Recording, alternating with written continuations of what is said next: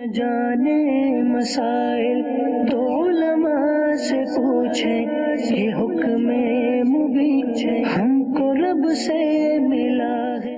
الحمدللہ رب العالمین والصلاة والسلام علی سید المرسلین اما بعد فاعوذ باللہ من الشیطان الرجیم بسم اللہ الرحمن الرحیم الصلاة والسلام علیک یا رسول اللہ وعلی آلک واصحابک یا حبیب اللہ الصلاة والسلام علیک یا نبی اللہ وعلی آلک واصحابک یا نور اللہ۔ مدنی چینل کے ناظرین، پروگرام دارالفتاء اہل سنت میں آپ کو خوش آمدید کہتے ہیں۔ اللہ پاک ہم سب کے علم میں برکتیں عطا فرمائے اور ہم سب کو علم نافع کی دولت سے مالا مال فرمائے۔ ابتداً درود پاک کی فضیلت ہمارے پیارے نبی صلی اللہ علیہ وآلہ وسلم کا فرمان عظمت عالی شان، ان اول الناس بی یوم القیامہ اکثرہم علیہ صلاۃ، قیامت کے دن میرے قریب ترین وہ ہوگا جو مجھ پر کثرت سے درود پڑھتا ہوگا۔ صلو علی الحبیب صلی اللہ تعالی علی محمد صلی اللہ علیہ وآلہ وسلم، صلاۃ و سلام علیکہ یا سیدی یا رسول اللہ وعلی آلک و اصحابک یا حبیب اللہ۔ ناظرین کرام، اس پروگرام میں ہم بطور خاص آپ کے سوالات کو شامل کرتے ہیں۔ ہمارے آج کے مہمان مفتی کفیل صاحب، حضرت آپ کو خوش آمدید۔ جزاک اللہ خیر۔ کیسے مزاج گرامی آپ کے؟ الحمدللہ علی کل حال، آپ کیسے ہیں؟ ماشاءاللہ الحمدللہ کا شکر ہے۔ سفر المظفر کا بابرکت اور مبارک مہینہ ہے، اور اس مہینے کے حوالے سے بعض اوقات طرح طرح کی باتیں پھیلا دی جاتی ہیں، یا بچپن سے ہی ہم سن رہے ہیں، تو چونکہ شروع سے ہی ایک اس مہینے کے بارے میں کہ بلائیں، مصیبتیں یا دیگر یہ چیزوں کا نزول اس مہینے میں ہوتا ہے، یہ ہم سنتے ہوئے آ رہے ہیں، تو کیا کہیں گے آپ اس؟ بسم اللہ الرحمن الرحیم۔ ماہ سفر بھی دیگر مہینوں کی طرح ایک مہینہ ہے، اور اس مہینے کے اندر یہ کانسیپٹ کہ اس میں بلائیں نازل ہوتی ہیں یا یہ منحوس مہینہ ہے معاذ اللہ، تو یہ آج کا نہیں بلکہ زمانہ جاہلیت سے ہی جو ہے وہ کفار کا بھی یہ نظریہ تھا، اور اسی نظریے کا رد کرتے ہوئے نبی کریم صلی اللہ تعالیٰ علیہ وآلہ وسلم نے ارشاد فرمایا لا سفر، کہ سفر میں کوئی نحوست نہیں ہے۔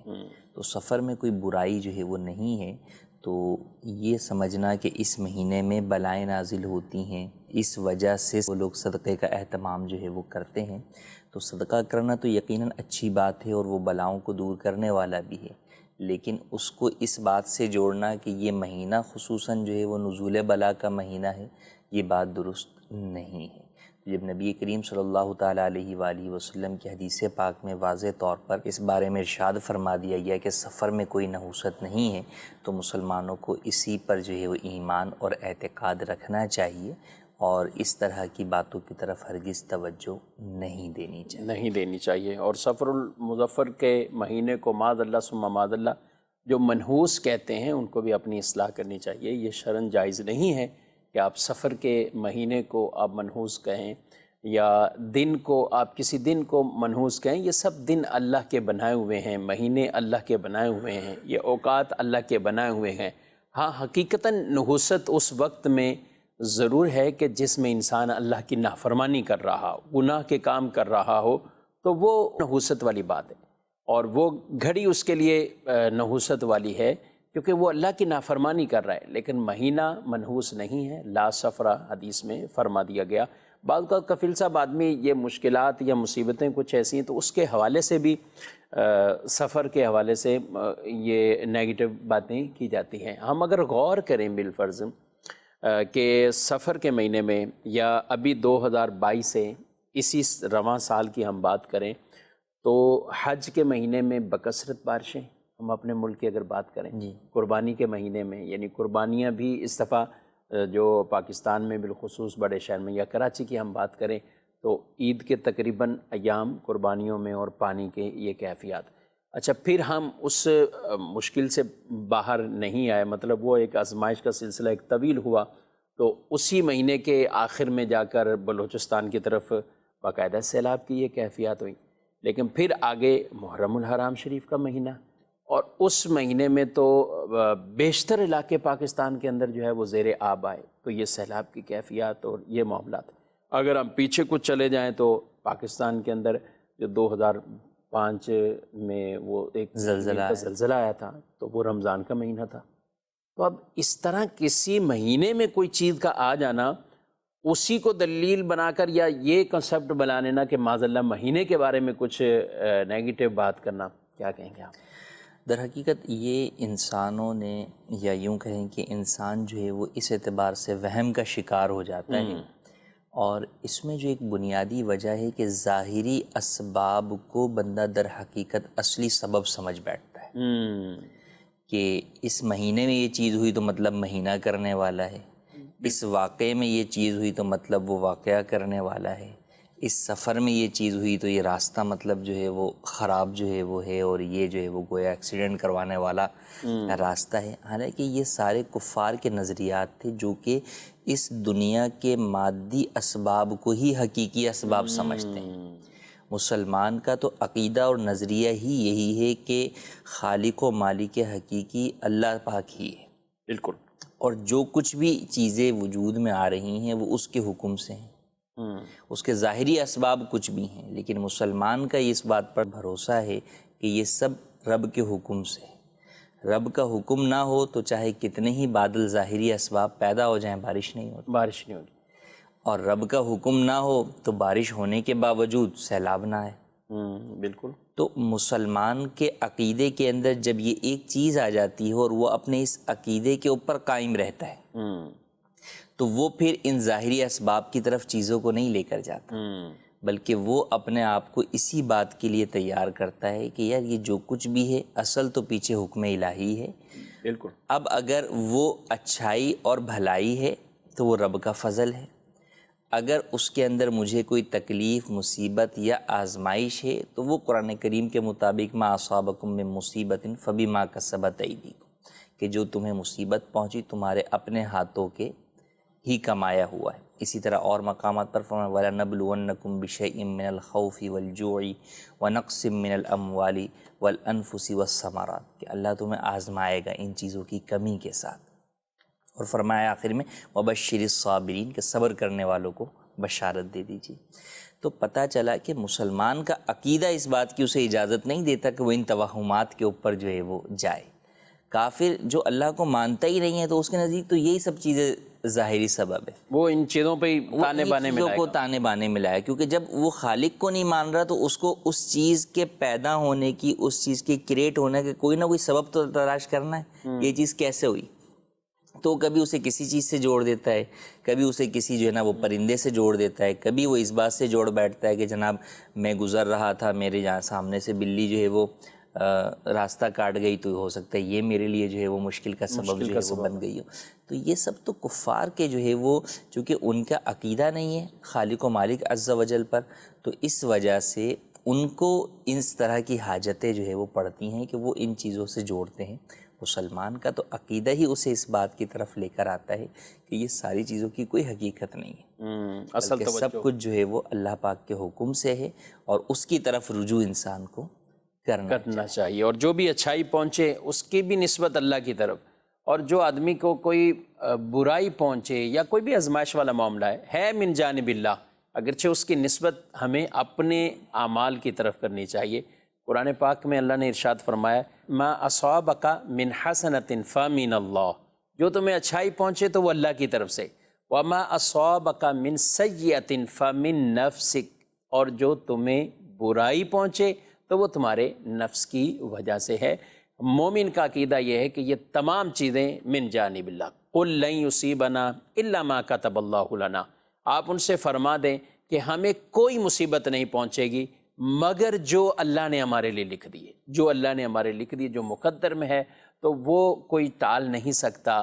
دنیا بھر کے لوگ اگر کوئی فائدہ پہنچانا چاہیں تو وہ کسی کو فائدہ نہیں پہنچا سکتے مگر اتنا جتنا اللہ تعالیٰ نے اس کے لیے مقدر فرمایا ہے، اور دنیا بھر کی مخلوق اگر کسی کو نقصان پہنچانا چاہیں تو وہ اس کو نقصان نہیں پہنچا سکتے مگر اتنا کہ جتنا اس کے لیے مقدر ہوا ہے۔ اللہ تعالیٰ ہمارے عقائد کی اور ہمارے ان نظریات کی حقیقی معنوں میں وہ اصلاح اور درستی فرمائے، اور ہمیں متزلزل ہونے سے جو ہے وہ محفوظ رکھے کہ ہم اپنے عقائد پہ ڈگمگا نہ جائیں اور ایسے وساوس سے شیطانی کے ہم جو ہے وہ پیروکار نہ بن جائیں، بلکہ ہمارے عقائد درست سمت کی طرف ہی رہیں، وہ جو ہمارے پیارے نبی علیہ السلام نے بیان کیے، جو صحابہ کرام نے بیان کیے، اور آج تک ہمارے علماء اس کو بیان کرتے ہوئے آ رہے ہیں۔ مکتبۃ المدینہ کی ایک کتاب ہے بدشگونی، آپ یہ کتاب بھی حاصل کیجئے تو انشاءاللہ اس حوالے سے آپ کو بہت سی ایسی چیزیں علم میں بھی اضافہ ہوگا،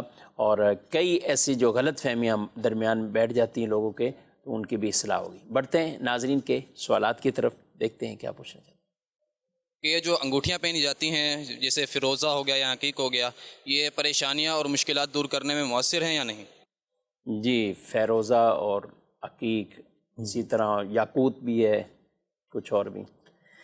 جیسا ہم نے ابھی گزشتہ جواب میں بیان کیا کہ مؤثر حقیقی اللہ پاک کی ذات ہے، تو لہٰذا یہ سمجھنا کہ یہ پتھر میری زندگی کے اندر جو ہے وہ اثر ڈالے گا، اس کی وجہ سے میری زندگی بہتر ہو جائے گی، یا فلاں پتھر پہننے سے جو ہے وہ میری زندگی کے اندر حادثات واقعات آ سکتے ہیں، تو ان باتوں کی بھی کوئی حقیقت نہیں ہے۔ مرد کے لیے چاندی کی انگوٹھی پہننا جو کہ 4.5 ماشا کے وزن سے کم ہو وہ جائز ہے، جبکہ ایک نگینے والی ہو۔ اچھا، احادیث میں بعض پتھروں کے بارے میں بیان فرمایا گیا، جیسے عقیق کے بارے میں کہ وہ مبارک ہے، تو اب اس اعتبار سے سنت پر عمل کرنے کی نیت سے اسے پہننا یقیناً جو ہے وہ باعث ثواب ہوگا، لیکن ایسا نہیں ہے کہ جناب پتھر جو ہے وہ آپ کی زندگی کے اندر جو ہے وہ اثر رکھنے والا ہو۔ انسان اللہ تبارک و تعالیٰ کی اشرف المخلوقات ہے، دیگر مخلوقات جو ہے وہ اس کی تقدیر کا فیصلہ کرنے کے لیے تھوڑی بیٹھی ہوئی ہیں، ٹھیک، اس کی تقدیر کا فیصلہ تو رب تعالیٰ نے فرما دیا ہے، جو تقدیر میں لکھا ہوا ہے وہ ہمارے ساتھ ہونا ہے، اور ہم اس کے مطابق جو ہے وہ عمل کرتے بھی ہیں، اور اللہ پاک نے ہمیں اختیار بھی دیا ہے کہ ہم اچھائی اور بھلائی کے اندر جو ہے وہ اس کو فرق بھی کر سکیں، اور اس کے اندر اچھائی کو اختیار کریں یا بھلائی کو اختیار کریں، تو جو اختیار کرتے ہیں اس کے مطابق اجر یا جو ہے وہ عذاب کی صورت بنتی ہے۔ تو لہٰذا پتھروں کو مؤثر حقیقی سمجھنا یا یہ سمجھنا کہ جناب جو ہے وہ یہ انسان کی زندگی پر اثر ڈالتے ہیں، یہ درست نہیں ہے، یہ درست نہیں ہے۔ البتہ روایات میں جن کی فضیلت کو بیان کیا گیا ہے، عقیق ہے، یاقوت ہے، ان کے بارے میں کہا گیا کہ فقر ان سے دور ہو جائے گا، محتاجی سے اللہ محفوظ فرمائے گا، تو اس نیت سے پہننی چاہیے۔ جی، اس میں بھی وہی کہ حدیث پاک کے اندر بیان کیا گیا، نبی کریم صلی اللہ علیہ وآلہ وسلم نے جو ان کے فضائل بیان کیے، اب ان فضیلتوں کی وجہ سے اسے پہنیں گے تو انشاءاللہ وہ فوائد بھی حاصل ہوں۔ ٹھیک ہے، لیکن توجہ من جانب اللہ ان معاملات کے اندر۔ اچھا، یہ تو انہوں نے صرف اس کا کر لیا کہ بھئی یہ پتھر پہننا ہے، تو یہ پہننا کس میں ہے؟ ویسے ہی انگلی پہ پہننا ہے، انگوٹھی ہے تو پھر اس کا بھی کوئی معیار ہوگا؟ جی، انگوٹھی مرد کے لیے ایک انگوٹھی جائز ہے، وہ بھی صرف چاندی کی، چاندی کے علاوہ کوئی بھی انگوٹھی مرد نہیں پہن سکتا، پہلی بات۔ دوسری بات یہ کہ انگوٹھی کا وزن جو ہے وہ لمیٹڈ ہے، کہ وزن انگوٹھی کا 4.5 ماشا سے کم ہو۔ اس وزن کے اندر پتھر کا وزن یا نگینے کا وزن شامل نہیں، بلکہ چاندی کے ہم وزن کی بات کر رہے ہیں۔ یہ تیسری بات یہ کہ وہ بغیر نگینے کے نہ ہو یا ایک سے زائد نگینہ نہ ہو، تو چھلا پہننا بھی چاندی کا ناجائز ہے، اور ایک سے زائد نگینے والی انگوٹھی پہننا بھی مرد کے لیے ناجائز ہے۔ ٹھیک ہے، کچھ مسجد بھی شامل کرتے ہیں۔ یہ سوال ہے کہ کسی کام کو کرنے کا دل نہ کر رہا ہو اور ابو زبردستی بچے کو کہیں کہ بھئی یہ کرو، تو کیا کرنا چاہیے جی؟ وہ کام جائز ہے تو بالکل والدین کی اطاعت کرتے ہوئے اس کام کو کرنا چاہیے۔ کئی چیزوں کے اندر ہمارا دل نہیں ہوتا، لیکن جب ہم اس میں بڑوں کی، والدین کی، اساتذہ کی اطاعت کریں گے تو انشاءاللہ وہ ہمارے لیے باعث برکت ہی ہوگا۔ ٹھیک ہے، صبح صبح اٹھنے کا کسی کا دل نہیں کر رہا ہوتا، بچے تو بالخصوص نہیں اٹھ رہے ہوتے ہیں، پھر ان کو اٹھانا اور اسکول بھی تو بھیجنا ہے، دیگر تعلیم کا بھی خیال رکھنا ہے۔ پھر بچے اگر اس عمر کے ہیں کہ جن کے لیے شریعت مطہرہ نے نماز کا فرمایا گیا ہے، تو اب تو ان کو زور زبردستی اگر اس حوالے سے والد کرتا ہے تو کیا کہیں گے؟ کرنی چاہیے بالکل لازمی۔ بالکل، والدین پر دیکھیں تربیت ضروری ہے۔ کئی دفعہ ہم بچے بطور بچہ اگر ہم سوچیں کہ بھئی ہم پر اس معاملے میں سختی ہوئی یا ہو رہی ہے، تو وہ ساری سختیاں والدین کی جانب سے جو آپ پر ہو رہی ہوتے ہیں وہ آپ کی اصلاح کے لیے، آپ کی تربیت کے لیے، آپ کی کردار سازی کے لیے، آپ کے فیوچر کے لیے ہو رہی ہوتی ہے۔ اگر والدین بچوں کو جو ہے وہ اس وجہ سے نہ اٹھائیں کہ چلیں جناب نہیں اٹھتے نہ اٹھیں، اور بچہ بھی بولے کہ جناب صبح کیا آپ مجھے جو اٹھا دیتے ہیں، تو نماز کی قضا یہ ایک الگ معاملہ، پھر جو ہے وہ اسکول نہ جانے سے تعلیم کا حرج، وہ جدا معاملہ جو ہے وہ ہوگا. تو کئی چیزیں ہیں جو ہمیں یقیناً لگ رہی ہوتی ہیں کہ یہ چیز بلا وجہ ہم پر فورس کی جا رہی ہے، لیکن ہمیں اندازہ نہیں ہوتا ہے کہ اس کی ضرورت کس حد تک ہے. صحیح. جب اندازہ ہو جاتا ہے تو پھر ہم خود سوچتے ہیں، جب بڑے ہو جاتے ہیں تو سوچتے ہیں کہ یار میں تو بچپن میں یہ کام کرتا تھا، اب احساس ہو رہا ہے کہ غلط کرتا تھا میں تو. اور بلکہ جب احساس ہوتا ہے تو پھر وہ کئیوں کو قصوروار ٹھہرا دیتا ہے. جی. بڑے بھائی کو، والدین کو، گھر والوں کو، اور اس طرح کا ہوتا ہے کہ میں یہ کر رہا تھا، آپ نے کیوں نہیں روکا؟ آپ نے کیوں جو ہے وہ نہیں روکا. حالانکہ در حقیقت انہوں نے روکا بھی ہوتا ہے، لیکن وہی بات ہے کہ بعض والدین روک پاتے ہیں اور بعض ایک وقت تک جا کر ٹھہر جاتے ہیں کہ بھائی اب جو ہے وہ کیا میں آپ کو جو ہے وہ روکوں. تو لہٰذا والدین، بھائی، اساتذہ جب آپ کو کسی بات کی طرف لے کر جا رہے ہیں، اگرچہ آپ کو فی الحال وہ چیز مناسب نہیں لگ رہی، بات جائز باتوں کی ہی ہو رہی ہے، ناجائز میں کسی کی بھی اطاعت نہیں کی جائے گی، تو بہرحال مشقت اختیار کرتے ہوئے بھی ہمیں اس کام کو کرنا چاہیے. والد کی اطاعت کی بھی نیت کریں گے تو انشاءاللہ ثواب بھی ملے گا. ٹھیک ہے. ایک سوال اور ہے کہ خواتین جو سر کے اندر سے جوئیں وغیرہ نکالتی ہیں تو اس کے بعد اگر اس کو نہ بھی ماریں تو بھی ان کے ہاتھ ناپاک ہو جاتے ہیں یا دھونا ضروری ہوتا ہے؟ جی، وہ مارنے کے ساتھ بھی بتا دیں کہ اگر کوئی جوؤں کو مارنے سے بھی جو ہے وہ ہاتھ ناپاک جو ہے وہ نہیں ہوں گے، اور اگر جو ہے وہ ماری ہی نہیں ہے تو اس صورت کے اندر جو ہے وہ تو بھی وہ ناپاک نہیں ہوں گے. دونوں صورتوں میں ناپاک نہیں ہوں. دھونے کا اگر دھوئیں تو ہاں، دھونا نفاست کے اعتبار سے یقیناً جو ہے وہ بہتر ہے، تو بالکل اس سے ہاتھوں کو دھونا چاہیے. ٹھیک ہے. جو واش روم صرف نہانے کے لیے ہو تو کیا وہاں وضو کرتے ہوئے دعا وغیرہ دیگر چیزیں پڑھ سکتے ہیں؟ نہیں، وہاں پر بھی جو ہے غسل خانے کے اندر بھی آپ جو ہے وہ دعا وغیرہ نہیں پڑھ سکتے. ہاں، باہر پڑھیں اور پھر اندر جا کر وضو کریں. ٹھیک ہے. مزید سوال. اطہر طارق اسلام آباد سے عرض کر رہا ہوں. سوال یہ عرض ہے کہ بچوں کو کہا جاتا ہے اوپر اللہ میاں ہے، ان دونوں جملوں کی رہنمائی فرما دیجئے، کیا یہ درست ہے اور کس طرح ہم بچا سکتے ہیں اپنے آپ کو ان جملوں سے؟ اللہ برکتیں عطا فرمائے، ہمارے مدنی چینل کو ایسے ہی پیارے پیارے پروگرامز کرتے رہنے کی سعادت عطا فرمائے. بہت عام جملہ اور لوگوں کی زبانوں پر اس طرح کا رہتا ہے.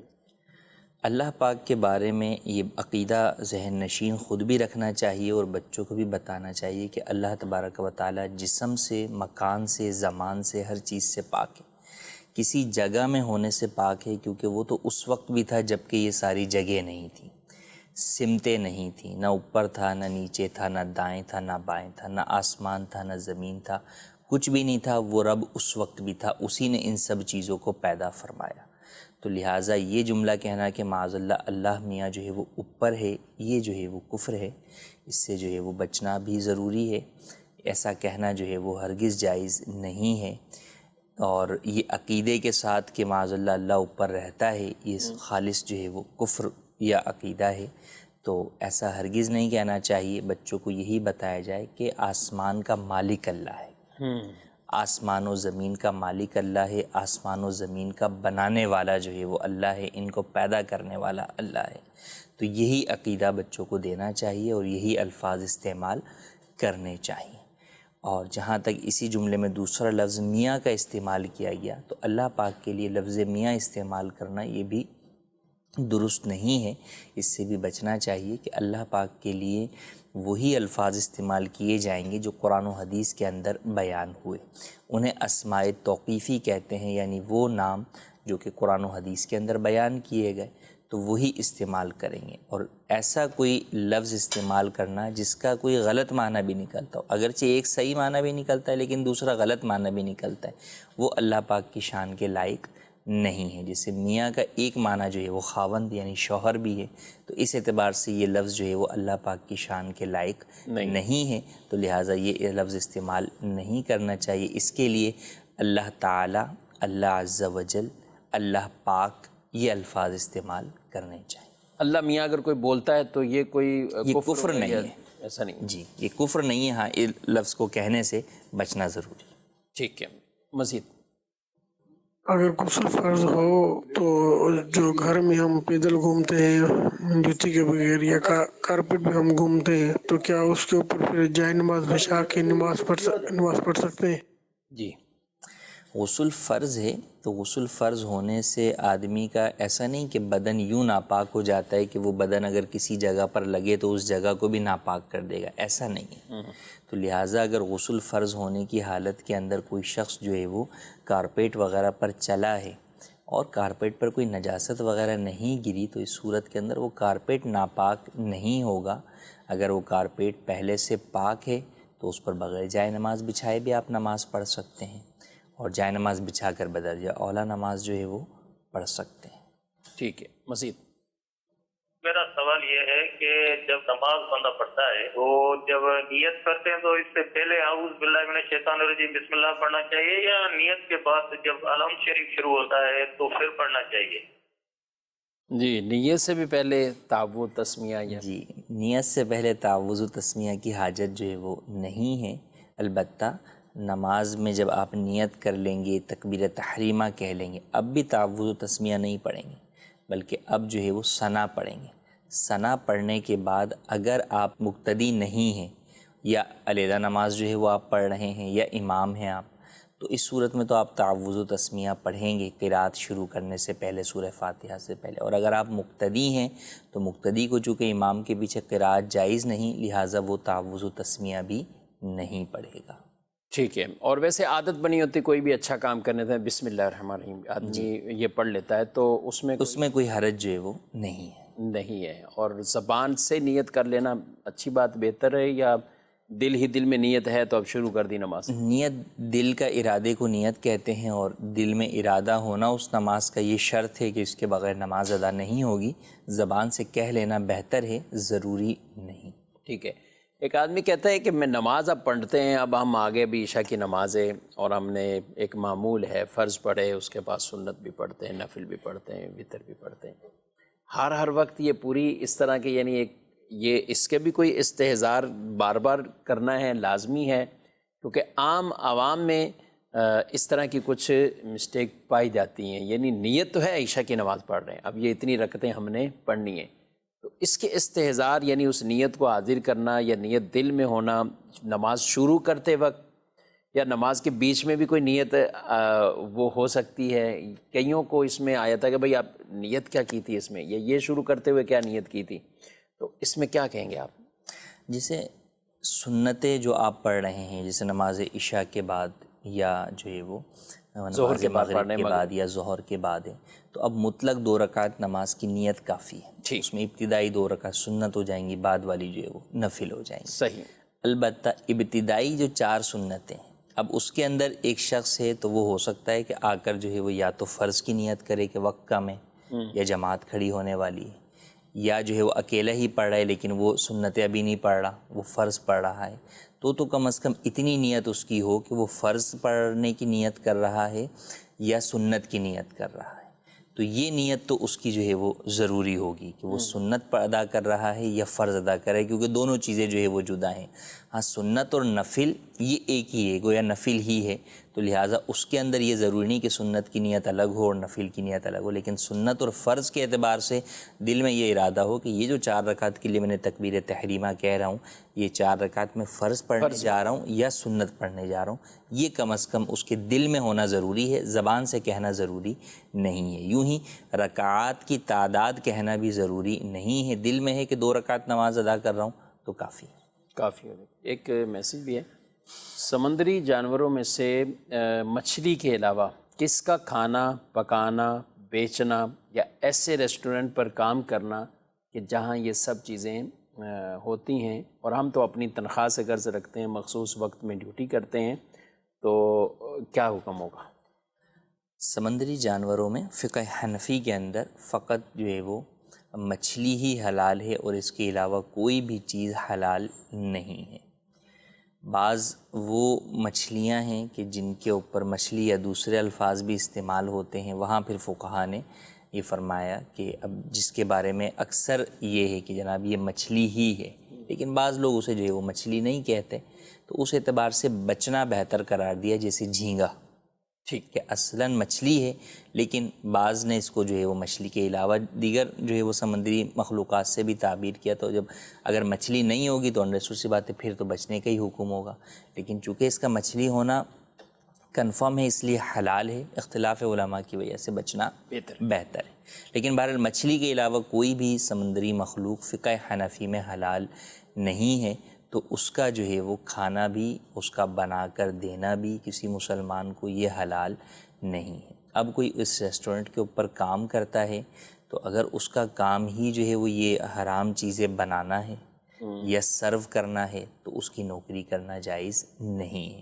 اور اگر اسی ریسٹورنٹ کے اندر وہ جو ہے وہ کوئی اور کام کرتا ہے، جیسے وہ گارڈ ہے یا اس کے ذمے کلیننگ کا کام ہے یا اور دیگر کوئی چیزیں ہیں، اس گناہ کے کام میں اس کا ابتلا نہیں ہے، تو اس صورت کے اندر اس کی وہ نوکری جائز ہوگی۔ اور ان کے سوالات سے جو انداز ہے وہ یہی لگ رہا ہے کہ یہ باقاعدہ کچن اور اس طرح کی چیز میں باقاعدہ یہ انوالو ہیں، تو اس طرح کئی اور ہیں، اور اس وقت ہمیں شاید کئی بیرون ملک سے بھی افراد اسلامی بھائی وہ جوائن کیے ہوئے ہیں اور پروگرام یہ دیکھ رہے ہوں۔ وہاں پہ کفیل صاحب بڑے ہوٹل کے اس طرح کے جو معاملات ہیں جہاں پہ معاذ اللہ شراب بکتی ہے، اسی طرح شراب کے علاوہ کئی ایسی چیزیں کہ جو مسلمان کے لیے جن کا پینا، استعمال کرنا، کھانا حرام ہے، تو کیا کہیں گے؟ ایسے کام کرنا ہرگز جو ہے وہ جائز نہیں ہے، ایسی جگہ پر نوکری کرنا بھی جائز نہیں ہے۔ تو اس بات کا خیال رکھنا ضروری ہے کہ مسلمان کو، کیونکہ یہاں پر جب سامنے والا وہ حرام چیزیں کھا رہے، کئی چیزیں تو ایسی ہیں کہ مسلمان کا اسے چھونا ہی حرام ہے، جیسے شراب ہے، ناپاک ہے، تو ناپاکی گندگی کو کون جو ہے وہ ہاتھ لگائے گا، تو مسلمان کے لیے تو اسے چھونا ہی حرام ہے۔ اچھا، اگر کوئی ایسی چیز ہے کہ جس کو چھونے میں ناپاکی والی بات نہیں ہے، لیکن جب آپ سرو کر رہے ہیں، اگرچہ سامنے والا غیر مسلم ہی ہے لیکن آپ کا اسے سرو کرنا جو ہے وہ جائز نہیں ہے، کہ یہ گناہ پر مدد کرنا ہے۔ صحیح۔ اچھا، اس میں لوگ یہی کہتے ہیں، زیادہ ان کے ذہنوں میں یہی آتا ہے کہ ہم مسلمان کو تو نہیں پلا رہے، ہم تو کسی اور کو۔ جی، تو غیر مسلم کے ساتھ جو مدد کرنا ہے گناہ کے کام پر، مدد کسی کے لیے بھی ہو، وہ ناجائز ہے۔ اللہ پاک نے قرآن مجید میں ارشاد فرمایا وَلَا تَعَاوَنُوا عَلَى الْإِثْمِ وَالْعُدْوَانِ، کہ گناہ اور زیادتی کے کاموں پر ایک دوسرے کی مدد نہ کرو۔ تو لہٰذا کسی بھی انسان، بلکہ انسان تو انسان، جانوروں تک کو شراب پلانے سے منع کیا کہ مسلمان کو یہ بات جائز نہیں ہے کہ وہ اپنے پالتو جانور کو جناب جو ہے وہ شراب پلایا، ولند اس کے لیے شراب خریدنا ہی حرام، پھر اس کو چھونا اٹھانا حرام، پھر آگے اس جانور کو ناپاک چیز جو ہے وہ کھلانا پایا جا رہا ہے۔ تو ان تمام باتوں کی اسلام میں اجازت نہیں ہے، تو لہٰذا اگرچہ سامنے والے غیر مسلم ہوں، جب بھی یہ نوکری کرنا جائز نہیں ہے۔ ٹھیک ہے، مزید سوال؟ محمد راشد اتاری کہ یا سیدی، آج کل لوگ بہت سارے پرندے جو کہ ہم سنتے تھے یہ حرام اور مکروہ ہیں، لوگ کھا رہے ہیں، تو آپ کی خدمت میں سوال یہ عرض ہے کہ کون سے پرندے حلال ہیں اور کون کون سے پرندے مکروہ یا حرام ہیں؟ جی، پرندے کون کون سے مکروہ ہیں؟ اور نبی کریم صلی اللہ تعالیٰ علیہ وآلہ وسلم نے غزوہ خیبر کے موقع کے اوپر جانوروں کے حرام اور حلال ہونے کا جو اصول ارشاد فرمایا حدیث پاک کے اندر، اس میں ارشاد فرمایا کہ درندے سے اور پنجے والے پرندے سے منع فرمایا۔ تو پنجے والا جو پرندہ جو کہ اپنے پنجے سے شکار کرتا ہو، یہ شرط ہے۔ کئی ایسے پرندے ہیں کہ جن کا پنجہ تو ہے لیکن وہ شکار اس سے نہیں کرتے، طوطا جیسے، تو وہ حلال ہے۔ لیکن ایسا پرندہ جس کا پنجہ بھی ہو اور وہ پنجے سے شکار بھی کرتا ہے تو وہ حرام ہے۔ شکرا باز ہو گیا۔ تو اس طرح کے جتنے بھی پرندے ہیں، تو یہ ایک اصول بیان کیا گیا پرندوں کے اندر، تو لہٰذا اس کو دیکھا جائے گا۔ اب اس کے بعد اس کا ذبح شرعی پایا جانا یہ بہرحال ضروری ہے۔ اگر حلال جانور بھی ہے، بندوق سے فائر کر کے اسے مارا اور اس کو ذبح کرنے سے پہلے ہی وہ مردہ ہو گیا، تو اگرچہ آپ نے بسم اللہ پڑھ کے ہی بندوق چلائی ہو، وہ حرام ہو جائے گا، اس کا کھانا حلال نہیں ہوگا۔ ٹھیک ہے۔ ویسے عام طور پہ پرندوں میں سے کئی حلال ایسے پرندے ہیں، مطلب جن میں لوگ کنفیوژن کا شکار، جیسے مور کو لوگ جو ہے وہ حرام جو ہے وہ سمجھتے ہیں۔ اچھا، مور لیکن جو ہے وہ حلال ہے۔ اسی طرح طوطے کو جو ہے وہ لوگ جو ہے وہ حرام سمجھتے ہیں، حالانکہ یہ حلال ہے۔ کبوتر بھی حلال ہے، شتر مرغ بھی حلال ہے۔ اچھا، کبوتر، شتر مرغ یہ حلال ہیں۔ جانوروں میں کیا جو انہوں نے پوچھا ہے؟ جی، درندے سے جیسے جو ہے وہ منع فرمایا کہ کیلے والا درندہ، حدیث پاک یہ کیا ہوتا ہے کہ جس کے جو ہے وہ یہ دانت ہوتے ہیں نوکیلے جس سے نوکیلے دانت ہوتے ہیں جس سے وہ شکار کرتا ہے، تو وہ جو ہے وہ حرام ہے۔ اور بعض کا خاص طور پہ فرمایا کہ جیسے فرمایا کہ گھریلو گدھا، کہ جو عام جو گدھا جو ہے وہ ہمارے ہاں ہوتا ہے تو یہ بھی حرام ہے۔ جی مزید سوال۔ مفتی صاحب کی بارگاہ میں یہ ایک سوال ہے میرا۔ ایک آدمی نے بولا تھا کہ دکان پانی ہے اور آپ چلائیں، 1 سال بعد میں اس کو بولتا ہوں کہ مجھے ملازم رکھیں، تنخواہ دیں، پھر میں دکان چلاؤں گا، میں نے نہیں چلانا۔ اس نے دکاندار اس نے بولا کہ دکان اپنی ہے، آپ کی ہے، آپ چلائیں جیسے مرضی چلائیں، میں کچھ نہیں دکان سے لیتا۔ اور 1 سال میں نے دکان چلائی ہے، 9 کلومیٹر سفر آنے جانے کا ملتا تھا، روٹی کپڑا جوتی ہر شے میں اپنے گھر سے لگاتا رہا۔ 1 سال کے بعد دکان میں پرافٹ نہیں، انہوں نے دکان لے لی ہے، وہ بولتے ہیں کہ آپ کسی چیز کی حقدار نہیں ہیں۔ آپ ارشاد فرمائیے کہ میں اس دکان سے کچھ لینے کا حقدار ہوں یا نہیں؟ 9 کلومیٹر آپ پیدل سفر کرتے رہے اتنے طویل عرصہ، آپ کہاں سے بات کر رہے ہیں؟ آپ نے بتایا نہیں ہے کہ کس شہر سے آپ یہ گفتگو کر رہے ہیں۔ اصل میں اس طرح کے جو بھی معاملات ہوتے ہیں تو یہ ایک آپ یہ کہہ رہے ہیں، اب سامنے والی جو پارٹی ہے اس کی بھی بات کو سنا جائے گا کہ وہ کیا کہتے ہیں۔ اور یہ میں تمام ناظرین سے کہ جب اس طرح کی کوئی چیز آپ سوال کے طور پر پوچھتے ہیں تو ظاہر ہے ایک آپ کو کوئی رائے مشورہ یا دینی طور پر کوئی بات بتانا، لوگ کہتے ہیں ہمیں آپ مسئلہ بتا دیں، لیکن یہاں مفتی کے لیے بھی یہی ہوتا ہے کہ وہ دوسرے فریق کی بھی بات سن کر پھر ان کے درمیان کسی حتمی رائے جو ہے وہ دے پائیں گے، اور وہ شرعی مسئلہ آپ کو کیا کہتے ہیں آپ؟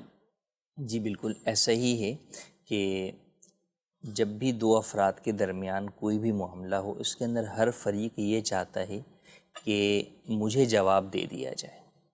اچھا، جب اس کو بسا اوقات اگر آپ کبھی جواب دینے جائیں نا تو اگر اس کے حق میں ہوگا تو شاید وہ آپ کا جواب لے لے گا، لیکن اگر اس کے خلاف میں ہوگا تو پھر وہ بہت ساری وہ باتیں کرے گا جس کے اندر فریق ثانی سے تعلق ہوگا کہ نہیں جناب انہوں نے تو یہ بات بولی تھی اس بات پر۔ تو اسی لیے پہلے ہی کہا جاتا ہے کہ بھائی وہ جو آپ کہہ رہے ہیں کہ انہوں نے یہ بات بولی تھی، یہ بات انہوں نے بولی ہے یا نہیں بولی، یہ تو وہ بتائیں گے نا۔ اب وہ کہتے ہیں جو ہم کہہ رہے ہیں آپ اس کے اوپر بتا دیں۔ آپ بالکل کہہ رہے ہیں، لیکن فی زمانہ مفتی کا جو فتویٰ ہوتا ہے در حقیقت وہ فیصلہ ہوتا ہے جس کے اوپر فریقین نے عمل کرنا ہوتا ہے۔ بالکل۔ تو لہٰذا کبھی بھی ایسا معاملہ ہو تو آپ جو ہے وہ دونوں طرف کی بات بیان خود نہ کریں، بلکہ ان سائل کو ساتھ لے کر آ جائیں اپنے فریق کو کہ سر چلیں، چل کے مسئلہ پوچھ لیتے ہیں اور اس کے اوپر عمل کرتے ہیں۔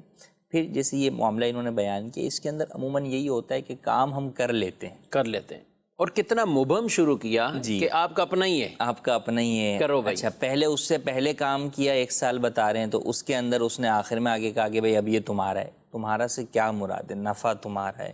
پھر 1 سال بغیر کسی اجرت کے آپ کام کرتے رہے، کس بنیاد کے اوپر آپ کام کرتے رہے؟ جو پہلے والے سال میں کام کی، جو دوسرے سال میں اس نے دکان بقول ان کے دے دی۔ تو اس طرح کی چیزوں کے اندر یہی ہے کہ آپ کا اپنے سگے بھائی کے ساتھ بھی کوئی معاملہ ہو رہا ہو نا تو اس چیز کو طے کر لیں، اور نہ صرف طے کر لیں بلکہ لکھ لیں، اور اس وقت ہی شرعی رہنمائی لے لیں کہ اس کی حقیقت اور حیثیت کیا ہے۔ اس کی ایک مثال دیتا ہوں۔ گزشتہ دنوں دارالفتہ میں ہمارے پاس کچھ سائل آئے، انہوں نے یہی کہا کہ ہم نے والد کے انتقال کے بعد بھائی کے کاروبار کے اندر ہم کام کرتے رہے ان کے ساتھ، ٹھیک، اور دن رات ایک کر دیا ہم نے، صحیح۔ اور اب بھائی یہ کہتا ہے کہ بھائی ٹھیک ہے تم جو ہے وہ اپنا اپنا دیکھ لو معاملات۔ بھائی کہتے ہیں، بھائی یہ کہتے ہیں، تو وہ کہتے ہیں ہم نے جو سب کچھ کیا اس کا کیا ہوا؟ تو میں نے ان سے یہی پوچھا کہ آپ نے کوئی ان سے پارٹنرشپ کی تھی، کیا بات کیا ہوئی تھی آپ؟ بولا کچھ نہیں۔ اچھا وہ کام کیا تھا؟ وہ یہی تھا کہ دکان میں جا کے بیٹھنا تھا، آگے نیچے مزدور ملازمین وہ سب الگ تھے، تو اب یہ کام تھا۔ وہ بھی بیٹھ رہے ہیں، بھائی کی دکان تھی، بھائی بڑے بھائی کی دکان تھی وہ چل رہی تھی، چھوٹا بھائی جو ہے وہ اچھا جو کچھ بھی اس کے اخراجات یا اس کا جو قرض تھا وہ سب کچھ بڑے بھائی پر تھا۔ اس سے یہ تھا کہ باتیں بتانے کا مقصد یہ کہ اس کا بزنس بہرحال بھائی کا ہی تھا، چھوٹے فقط جو ہے وہ جا کر بیٹھتے رہے۔ اس نے بھی چھوٹے کو بول دیا فلاں سے کام کروا لو، فلاں چیز دیکھ لو، فلاں کی نگہبانی کر لو۔ صبح چھوٹوں نے جا کے دکان کھول دی، وہ آرام سے آیا۔ تو اب وہی بات ہے کہ پیچھے کوئی پارٹنرشپ کے کوئی عقد نہیں پایا گیا، نہ زبانی نہ تحریری، کچھ بھی نہیں، اجرت بھی نہیں۔ اب وہ کہہ رہے ہیں کہ ہم نے اپنی زندگی کے جو ہے نا 6 سال جوانی والے سال 20 سال اس کے ساتھ گزار دیں بھائی کے ساتھ، اور اب یہ کہتے ہیں اپنا اپنا، اب وہ کہتا ہے اپنا اپنا جو ہے وہ تم لوگ دیکھ لو۔ تو اب وہ آئے کہ بھئی آپ ہمیں شرعی رہنمائی دے دیں۔ تو اس کے اوپر جو اب تک کی صورتحال ان سے گفتگو میں واضح ہوئی، تو میں نے ان کو یہی کہا کہ آپ کا تو کوئی بھی چیز طے نہیں ہوئی، تو آپ کوئی چیز طے کرتے تو ہوتا نا۔ تو وہ کہہ رہے تھے پھر ہماری محنت کہاں گئی؟ تو میں نے کہا یہ تو آپ کو محنت کرنے سے پہلے سوچنا چاہیے تھا کہ آپ ان کے ساتھ بیٹھ کر طے کرتے کہ بھئی اس محنت کے بدلے میں آپ ہمیں سیلری دیں گے یا آپ کیا ہمیں جو ہے وہ پارٹنر بنا رہے ہیں، کیا ہے۔ تو یہ ضروری ہے کہ بہرحال قریبی افراد ہوں، کوئی بھی ہوں، آپ اس کے اندر اگر دو چیزیں ہیں، یا تو آپ کی خدمت کی نیت ہے تو ٹھیک ہے جناب، جیسے والدین کے ساتھ اولاد جو ہے وہ لگ جاتی ہے، تو والدین اس میں بھی یہی ہوتا ہے کہ بھئی ہم نے تو باپ کے ساتھ جو ہے وہ پورے بزنس کو کہاں سے کہاں چلایا، آخر میں حکم کیا ہوتا ہے؟ بھئی سب کچھ باپ کا ہے، آپ کا نہیں، خاص طور پہ جب انتقال کر جائے باپ تو پھر یہ حکم ہوتا ہے۔ تو اس لیے یہ ضروری ہے کہ دو چیزیں ہیں، پہلے اپنے آپ کو کلیئر کر لیں کہ آپ یا تو خدمت کر رہے ہیں، تاکہ آپ کے ذہن میں کل کو یہ بات آئے نہیں کہ بھئی میں نے اتنا کچھ کیا، مجھے بدلے میں کیا ملا، یا پھر آپ والد سے طے کر لیں کہ سر مجھے تنخواہ دیں آپ باقاعدہ۔ والد سے کون کہے گا سر آپ تنخواہ دیں، کیا ہو گیا، والد صاحب گھر سے نکال دیں گے یا بولیں گے یہ کل کا بچہ بھی میرے سامنے یہ بات کر رہا ہے۔ ہاں تو وہی کہ اس کے اندر وقت کی بات ہوتی ہے نا، دیکھیں ایک وقت میں وہ بچہ ہوتا ہے، ایک وقت کے اندر والد اس کے اوپر پورا کاروبار چھوڑ کے الگ گھر پہ بیٹھا ہوا ہوتا ہے۔ اس وقت اگر وہ کیفیت کے اندر جا کر والد سے بات کرے تو ہو سکتا ہے کہ کوئی صورت بن جائے۔ تو بہرحال ان باتوں کو پہلے سے طے کرنا ضروری ہے، طے نہیں کرتے تو پھر عموماً یہی صورتحال ہوتی ہے جیسا کہ ہمارے ان سائل محترم نے بیان کی۔ اس صورت کے اندر بظاہر اگرچہ لوگوں کو یہ لگ رہا ہوتا ہے کہ یار ہماری اتنی محنت کے باوجود بھی شرعی طور پہ بھی یہ حکم بیان کیا جا رہا ہے، ہمارا کوئی حصہ نہیں، ہم پر ظلم ہو رہا تھا، حالانکہ ظلم آپ پر کوئی اور نہیں، کسی اور نے نہیں کیا ہوتا، در حقیقت آپ نے خود ہی اپنے اوپر کیا ہوتا ہے کہ آپ نے ان چیزوں کو طے نہیں کیا۔ ویسے دینی طور پر اس میں کافی علم کی کمی کی وجہ سے یا رکھ رکھاؤ کی وجہ سے نہ بچے والد کو بول پاتے ہیں اور نہ والد کچھ کرتے۔ میں سمجھتا ہوں کہ یہاں پر والد کو بھی چاہیے کہ جب آپ بچے کو اپنے ساتھ کاروبار میں لے کے آ رہے ہیں، کچھ عرصہ ٹھیک ہے آپ نے، اچھا ان کی طرف سے یہ ہوتا ہے بڑے بھائی یا والد کہ بھائی اس کے گھر کے خرچے کہاں سے چلتے رہے، یہ دکان سے ہی تو اٹھاتا تھا، ہماری ہی رضامندی سے سب جو بھی اس کے معاملات ہم کرتے تھے، اس کو پڑھایا، شادی، تعلیم، سب کچھ ہم نے کیا۔ اب معاملہ یہ ہوتا ہے کہ پہلے سب گھر کے بچوں کی شادیاں ہوگی، بہنوں کی بھی ہوگی، بھائیوں کی بھی ہوگی، اب ایک طویل عرصہ چلتا ہے، کاروبار 35 سال سے چل رہا ہے، والد کے ساتھ یہ بچے شریک ہیں اور والد 50 سال سے کام کر رہے ہیں۔ اب جب بٹوارے کا معاملہ یا انتقال کی صورت آتی ہے تو پھر کافی فساد ہوتے ہیں۔ پھر اس معاملے میں کہ جب دو بھائی والد کے ساتھ ہوں اور دو اپنا الگ سے کر رہے ہیں، اب وہ چاہے جاب کر رہے ہیں یا بیرون ملک ہیں یا کہیں بھی ہیں، اب پھر جب یہ بھی سامنے آ کے کھڑے ہوتے ہیں کہ بھائی ہمیں بھی دو اس تمام کے اندر، تو اس صورتحال کو کیسے حل کریں گے؟ واقعی دیکھیں اس کے اندر وہی ہے کہ والد کو چاہیے کہ وہ اس معاملے کو دیکھیں۔ بچہ بسا اوقات کاروبار کے اندر سیکھنے کے لیے آپ بچے کو لے کر آتے ہیں، لیکن جب آپ کو لگ گیا کہ اب وہ بچہ جو ہے وہ سیکھ گیا، باقاعدہ کاروبار سنبھال رہا ہے، یا اس سے پہلے بھی بہرحال جو پیسے آپ نے اس کے گھر کے اخراجات میں شمار کرنے ہیں، آپ نے ہو سکتا ہے یہاں سے جو ہے وہ ڈائریکٹ جو گھر میں اس کے حصے کے لگانے ہوں، اس کے بیوی بچوں کے خرچے کے، وہ شاید 40,000 دینے ہوں، صحیح، لیکن اس کے ہاتھ میں ہو سکتا ہے آپ 30 بھی دیں گے تو وہ خوش ہو جائے گا، تو بھئی وہ 30 دے دیں، وہ یہاں سے دکان سے وہ لے کے چلے جائے، وہاں آ کے بھلے وہ آپ کو گھر کے خرچے میں والدہ کو جمع کروا دے یا والد کو جمع کروا دے، لیکن یہ سرکل جو ہے وہ گھمایا جائے۔ یا پھر واقعی جس کے بارے میں والد کو یہ لگتا ہے کہ واقعی یہ اولاد میری فرما بردار ہے، کام کر رہی ہے میرے ساتھ، مجھے اسے پارٹنر بنانا چاہیے، تو پھر اس کے اوپر شرعی رہنمائی لیں، آپ کو اس کا شرعی طریقہ کار بھی بتایا جائے گا کہ آپ کس بیٹے کو کس طرح پارٹنر بنا سکتے ہیں، تو پھر اسے پارٹنر بنا دیں اور اسے واضح کر دیں دیگر تمام ورثاء کے سامنے کہ بھئی یہ میرا اس کاروبار میں اتنے فیصد کا پارٹنر ہے۔ بعض بہت سمجھداری سے یہ کام بھی کر لیتے تاکہ آگے جا کے یہ پرابلم نہ ہو۔ جناب اب جب بھی تقسیم ہوگی تو یہ اتنا فیصد تو اس کا ہے اور باقی جو میرا ہے اس کے اندر سب کا حصہ ہوگا، وہ ساری تقسیم ہوگی، تو ان باتوں کا خیال رکھنا بہرحال ضروری ہے۔ اس حساب سے سوال یہ ہے کہ سیلاب زدگان کو کھانا کھلانا، کپڑا پہنانا، تو حدیث میں جو فضیلت آئی ہے کھانا کھلانے کی، کپڑا پہنانے کی، تو کیا وہ ہمیں حاصل ہوگی؟ بالکل ہوگی، عام مسلمان کو کھانا کھلائیں گے تو اس کو یہ سارے فضائل حاصل ہوں گے، اور وہ آدمی جو اس وقت ہے ہی مشکل گھڑی میں، جس کو اس وقت کھانے کی ہی طلب ہے اور وہ انتظار میں ہی بیٹھا ہوا ہے، تو اس کو کھانا کھلانے سے کیوں فضیلت حاصل نہیں ہوگی، بلکہ جو افراد قادر ہوں اور کسی بھی مسکین کو یا یتیم کو اس کو کھانا نہ کھلائیں۔ ہم قرآن پاک کے اندر اگر پڑھیں تو ایسے لوگوں کے حوالے سے ہی وہ وعیدیں موجود ہیں، اور جہنمیوں سے جب یہ پوچھا جائے گا کہ تم ما سلککم فی سقر، کیسے پہنچے اس مقام کے اندر، تو دو باتیں سورہ مدثر کے اندر بیان کی گئیں ایک تو انہوں نے یہ کہا کہ ہم نماز نہیں پڑھتے تھے اور مسکین کو کھانا نہیں کھلاتے تھے. مسکین کو کھانا نہ کھلانا، مسکینوں کو دھتکار دینا، اور پھر ایسے مسلمانوں کو جہاں حاجت ہے اور وہ کچھ کر بھی نہیں سکتے، اس وقت ان کے پاس نہ کوئی پکانے کی سہولت نہ کچھ اور، بلکہ کئی ایسے ہیں کہ جہاں پہنچا ہی نہیں جا سکتا، اتنا مشکل ترین معاملہ ہے. تو ایسے مواقع پر ان کو کھانا کھلانا یہ بہت بڑا ثواب اور بہت بڑے اجر والا یہ معاملہ ہے. آپ ضرور اس میں مسلمانوں کا ساتھ دیجئے. دعوت اسلامی کے FGRF کے ساتھ آپ دست و بازو بنیں اور مدد کریں، چاہے آپ راشن کی صورت میں ہوں، کسی اور طرح بھی آپ ان مسلمان بھائیوں کے ساتھ بھلائی کا سامان کر سکیں تو ضرور آگے بڑھ کر اس میں آپ حصہ ملائیں اور یہ اجر و ثواب والا کام جو ہے وہ آپ سر انجام دیں. ناظرین کرام، پروگرام کا وقت اپنے اختتام کو پہنچا ہے. اپنا فیڈ بیک بھی ضرور دیجئے. اللہ پاک ہم سب کو اس سفر المظفر کے مہینے کی برکتیں عطا فرمائے، اور اس سفر کے مہینے کی برکت سے جو ہمارے ملک اس وقت سیلاب کی کیفیات میں رب تعالیٰ خوشحالی عطا فرمائے اور اس پریشانی کو دور فرمائے، ہماری مشکلات کو آسانیوں میں تبدیل فرمائے، دکھوں کو سکھوں میں تبدیل فرمائے. آمین بجاہ النبی صلی اللہ علیہ وسلم. جانے مسائل تو علماء سے پوچھیں، یہ حکم مبین ہم کو رب سے ملا.